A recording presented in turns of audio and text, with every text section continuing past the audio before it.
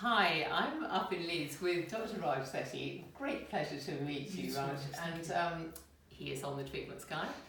And I thought we could have a little chat about sort of nerdy aspects of toxins, if that's okay. Absolutely. Because, you know, Botox is one of the things you do the most of, isn't it? It's very common. And there's always a few sort of, should people do this and should they do that with Botox? And one thing is, some people have said to me, you should, when you just had Botox, you should pull lots of faces and make as many expressions as possible within the next few days. Yeah. Is there a good reason for doing that? So I think, a lot of those kind of aftercare instructions of Botox have been carried through from, back in the late 90s when we first started. We didn't really understand the full degree of how we can make sure we keep patients as safe as possible once they leave the clinic.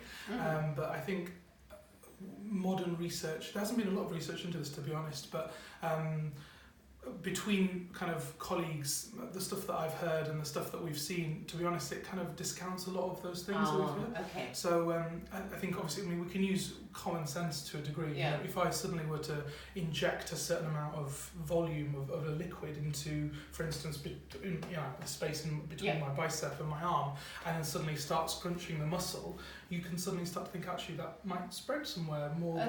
There's more risk of spread if you're kind of contracting your muscles. You potentially could be squeezing or moving stuff naturally. So I would personally kind of disregard all those things and just stick to kind of really basic aftercare instructions. The more instructions you give a patient, the less likely they are. More confusing. So no excessive moving of muscles. Now, what about, also there's the idea that you shouldn't go and lie down or put your head down for 4 hours after, but I've read that that's not the case anymore. No, I think it's just, we're injecting this into certain tissue planes, and if you inject it in the right space and the right volume, then the small amount of affecting kind of lying down or standing up, the gravity shouldn't really play that big a part in things. And also the toxin goes to work really quickly, doesn't Absolutely, it? It grabs very onto fast. those receptor sites in like 45 minutes or something. Yeah. And so you kind of lying down or standing up, it's not going to make a massive difference as long as it's sensible. Great, good to know. And not that many people have Botox late at night and then go straight to sleep, but you never know.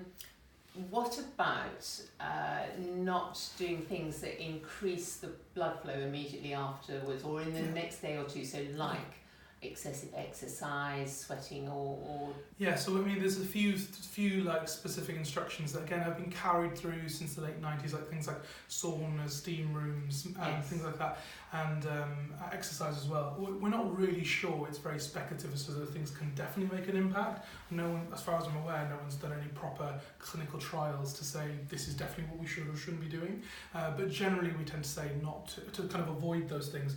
We think it's something to do with the fact that there's an increased blood flow to the area, and it can potentially affect the longevity of the product we do. But of course, it's very speculative. It's not. There's nothing. But there seems to be a connection. There seems to be a connection potentially.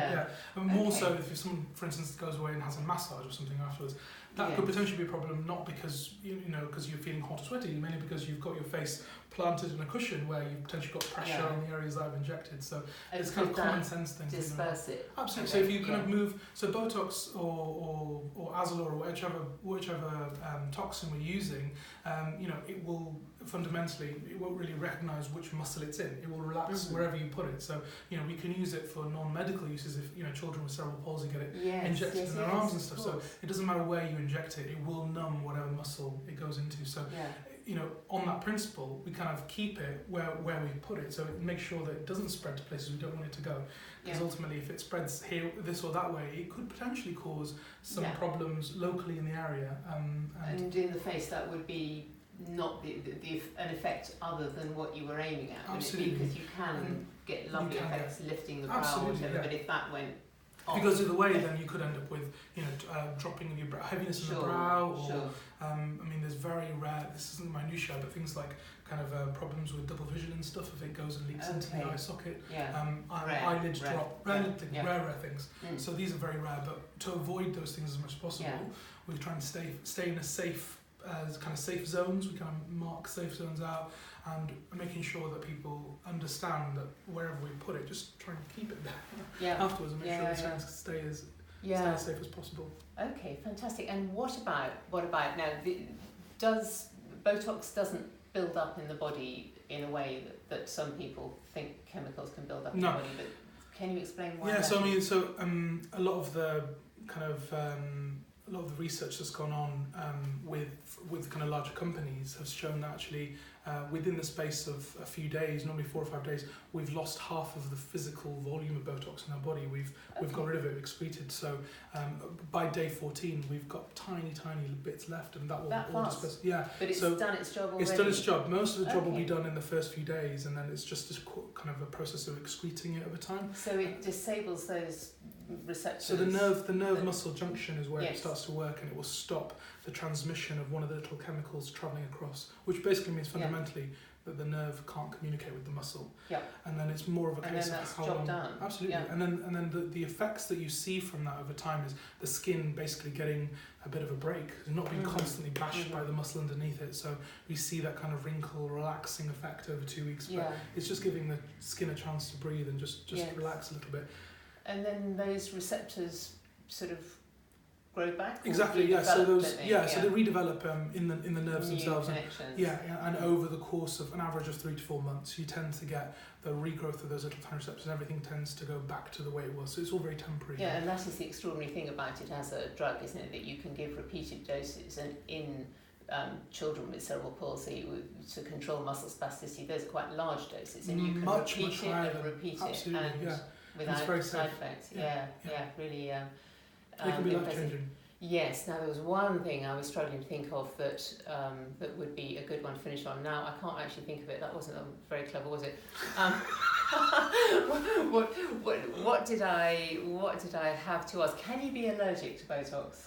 So I think there are some people, recorded cases I think of, and again this is like medical minutiae, it's very rare, but I think there's a few cases where people have had a true Botox allergy, but I think it's very incredibly rare. And another thing, can you be a non-responder to Botox, or is that very unlikely as well? We used to fear that people could get kind of immune reactions to it and form antibodies and stuff. I think that definitely there is evidence of that, but again, it is incredibly rare. It's a lot rarer than we thought it was originally. And people are using much higher doses much more frequently in the medical world rather than what we're doing in kind of in cosmetic, in the aesthetic world. So I don't think it's an active fear that I have, but it's something you have to be aware of.